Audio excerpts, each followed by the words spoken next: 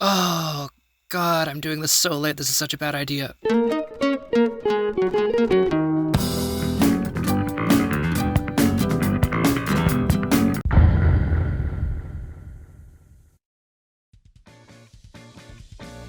Alright, hey everyone, it's SDG, also known as Self-Destruct Gambit, also known as Whist on Twitter, though I'm probably going to change that soon. And I'm here in what will hopefully be the first of many Smash weekly watching guides that I'm hoping to produce going forwards. These are going to be pretty simple and pretty straightforward, just for the sake of getting them out in a consistent basis. So I'm going to be going over the major events that I know about going into this weekend. I'm going to be showing you where to watch them on stream, where to see the bracket, what time they'll be at. I'll be giving times in Eastern time, but I'll put different time zones on screen. So yeah, that's pretty much it. Let's jump into it. So today, on Friday, there's actually an unusual amount of Smash going on for a Friday. First off, you have Regular Bears 400. This is an event in Philadelphia, which is the 400th iteration of the Regular Bears local series, so it qualifies for Lumirank under the anniversary local clause. You can see here in the seeding that Zomba is seeded to win this. Now, Zomba is known to be a little inconsistent at regionals, not so much recently, but even as recently as High Res, he had a loss to C, the Palutena there. So you could potentially see an upset here, but it's not really likely, I think, given that Zomba has been performing so well recently. You can see the next two seeds are Jackal and Tilde. Now, these are both players who were ranked a little low for their liking on Lumirank mid-year, Jackal being in the 40s and Tilde being in the 60s, if I remember correctly. And both of these players are looking to make a mark that could help push them further in the ranking this final season. I'd like to highlight Goblin is also here. Now, Goblin and Zomba recently had a really close set at Circuit of CFL 2, where Goblin was almost able to take a set off Zomba. He could be here trying to get revenge of that, but I also wouldn't be surprised to see Icy Mist upset him here, because Icy Mist is also a really strong player. And then lastly, I want to highlight WebJP is here. WebJP is a New Jersey Chic main currently in the running for Watch the Throne voting, and this could be a great event for him to really make a big statement if he wins it and show why he deserves to get voted into that event and have a big push there. This event is going to start at 7:45 p.m. Eastern Time. That's when singles starts, and it will be streamed at twitch.tv/broscalamity. That's bros_calamity, with a side stream at twitch.tv broscalamity2, again, underscore between bros and calamity. Now, next up, we have ReWired Fest 2023. This is the largest event in NA this weekend, and it's got sort of an unusual schedule for a Smash event because it's actually getting played all the way from the start of the event up through top 48 to top 8 on Friday, and then top 8 is going to happen on Saturday. So the big storylines going into this event. First off, you have Spargo first seed, Gluto second seed, and then Light third seed. These are the three top 10 players in attendance here. Gluto, of course, not ranked top 10 in Lumirank mid-year, but has proven recently, especially at Terra, that he deserves to be in the top 10, that he's a top 10 player currently, and this expected match between Spargo and Gluto is going to be a really pivotal one for both of them because Gluto won the last one. Spargo is trying to make a push for number one by the end of the year. We're not sure if he'll be able to achieve that, but he's going for it. And meanwhile, Gluto's coming to this with hopes of getting another Spargo win and cementing his place within the top 10. And then you have Light, of course, perennial top 10 player who would love to secure what would be his third largest tournament win of the year if he wins this, behind Momocon and Level Up Expo. Another really interesting story going into here is Mars. Mars, as we all know, is not the most prolific player when it comes to attending events, but the events he does attend, he tends to make a big impact at, including the 9th at Genesis and the 7th at SmashCon. Mars being here is really interesting because we don't know exactly how he's going to do against these top 4 players, Spargo, Gluto, Light, and Mutes, but he did beat Light, of course, at SmashCon, so there's even the possibility that Mars could take the whole tournament, as unlikely as that might sound. And then the other thing to note is Shattuck, the 7th seed, is actually DQing So a lot of other players from Texas, like Atomic, Beastly, Skinny the Pooh, Bert the Dragon, who are just from the next state over, are actually attending this event, and Shattuck's DQ opens up a hole in bracket that any of them could easily fill. And it's really interesting because Rise and Grind is the week after this, also a tournament taking place in Texas. So if one of these Texas players really wants to make a big push at the end of the year for Lumi rank top 150, top 100, even top 50, this would be a really good place to start for them. This event, I'm pretty sure, is going to be streaming on twitch.tv/VGBootcamp. Singles starts at 11 a.m. on Friday, top 48 starts at 7:30 p.m. Friday, and then top 8 will be on Saturday at 4 p.m. Now, on Saturday, you have the big one, Kagaribi 11. This is a P-tier event, the 4th P-tier event of the year, and I want to say the 2nd largest, or 3rd largest, I'll show on screen here. And this is a really interesting one because this is a P-tier consisting basically entirely of Japanese players, with a few exceptions, but no like top 20 or higher NA or EU players are in attendance here. So the big story of this tournament, as is the case with all Japanese majors, is Akola. Akola is heavily favored to win the tournament. He's been so consistent in Japan.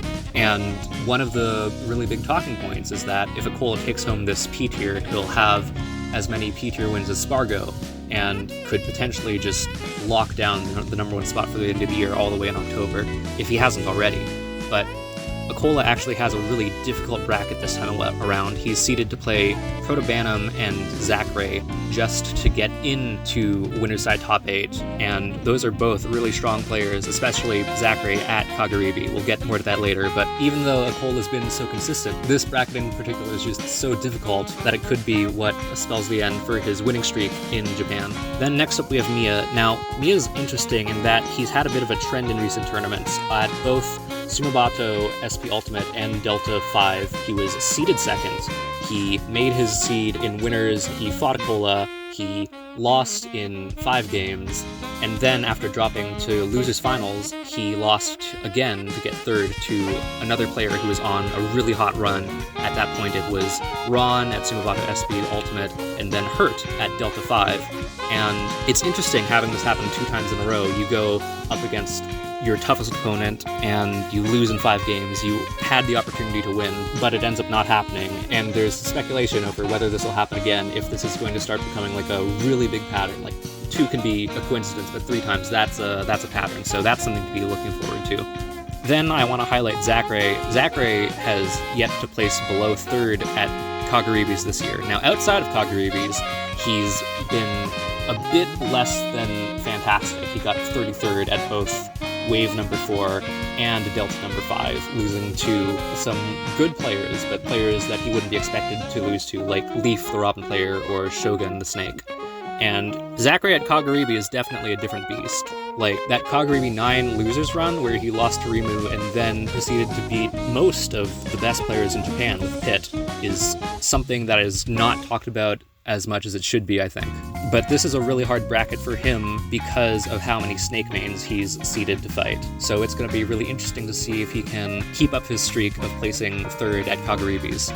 And the last player I really want to highlight here is Hurt. Hurt is like the definition of a rising star. After winning Kulon 6 back in July, I want to say, Hurt has just been on this enormous upward trajectory. He won Ace High in Indonesia. He won Mayasuma Top 13.5, the tournament that was only for players under 22. He got a great placement at Kulon 7, and then, of course, he got 2nd at Delta 5, beating a ton of great players, beating Yara, beating Mia, and notably being the first player since Big D all the way back in May to take a set off Akola, whose name isn't Spargo.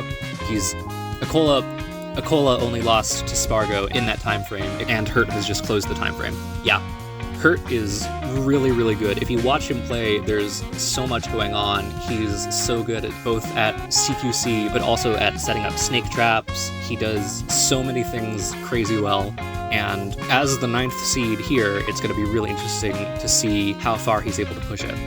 Kagaribi 11 will be streaming on the East Geek Smash YouTube channel, the East Geek Smash Twitch channel, and there will be an English stream on the VG Bootcamp Twitch channel, which should have a combination of English commentary on the other streams as well as its own matches. Kagaribi 11 will start at 10:30 p.m. on Friday, which is 11 a.m. local time, and then Top 192 will start 9 p.m. Saturday, and Top 8 is expected to start at 1:30 a.m. Sunday. Now to go over the C-tiers. This might not be all the C-tiers that happen over the weekend, but these are the ones that the LumiRank TTS marks going into it. First, we have Super Elite Monthly Series 9. This is a Montreal tournament featuring Ouch, Soar, Elijahman, Zed, Hungrybox, and a number of other prominent players from the region. It starts at 1 p.m. on Saturday and will be streaming probably on the twitch.tv/MTL Gaming Center channel. And Ouch is heavily favored here. These kind of regionals are where Ouch thrives. He has a great record at regionals, which is what sort of got him prominence in the first place, was being so good at regionals and then getting ranked on Orion rank because of it. But that doesn't mean that Montreal and Eastern Canada as a whole doesn't have a lot of great players who could potentially defend, like Soar, Elijahman, Venom, Day, Babino. These are fantastic players that you should watch out for. Next, we have Area 0 number 3. This will be streaming on Mystic Squad TV. That's Mystic Squad _TV on Twitch.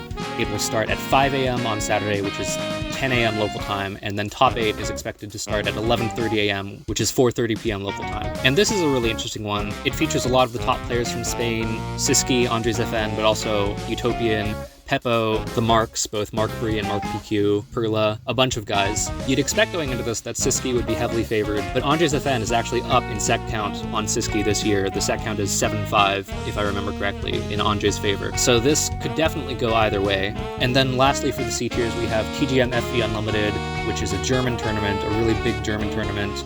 It will be streaming on TGM Gonsenheim Twitch, and also Geeky Goon Squad Twitch. The tournament will start at 6 a.m. on Saturday, which is noon local time, and then Top 8 is expected to start at 8 a.m. on Sunday, which is 2 o'clock local time. And this features a lot of prominent German players. You've got Tarek and Longo as the top 2 seeds. Tarek is pretty heavily favored to win the event, I would say. And similar to WebJP, Tarek is in a place where he's also one of the main contenders left for Watch the Throne voting, so this can be another event where he shows off why he deserves to be voted into that invitational. But I want to highlight the other German players here. Longo is a fantastic Rob. Ente, Addy, and Yusuf all are great German players who got onto the EU PR earlier this year, and then Snormanda is a bit less active in tournaments nowadays, but a great Bowser Jr. and Kazuya player that you should definitely keep an eye on. And that's about it for the first weekend of October. Going over the D tiers we know about very quickly. These are not going to be all the D tiers that happen over the weekend, but these are the ones we know about. You have Core Smash Cup at Nancy with Raffalo, Leon, Crepe Soleil, and Rarkior. This is a French event that's pretty close to hitting C tier, honestly. You have Sumabato SP41 with 33 Brand Box, Luminous, Lunamato, Levy, and Komurukiri, among others. This is a Sumabato that got scheduled over by Kagaribi, but it's still a pretty notable event with a lot of rising stars from Kansai. You have PSK Showdown number 6 with Waka, Alandis, and Omega Rugal. Waka and Alandis actually just played at a tournament last week, so they'll be going back at it again here before they go over to Smash Legends 4 next weekend. You have NM Fighting Games 2023 in Norway with Anvil, Tone, Whoopi, Black Renown, and Iopo. I'm gonna be honest, I don't know the Norway scene like that. I don't really know much about these players, but those are the top 5 on the Norway PR. Then lastly, you have Retro GameCon in Tri-State with Sassy Flygon, iModders, and Zaphros. So this has been your Smash Watch Guide for the weekend of October 7th and 8th. My name is SDG. Tournaments are from the LumiRank TTS. These chess spin sprites are by Nuga and MFN, and my ending theme is by Popsky. I'll see you all later.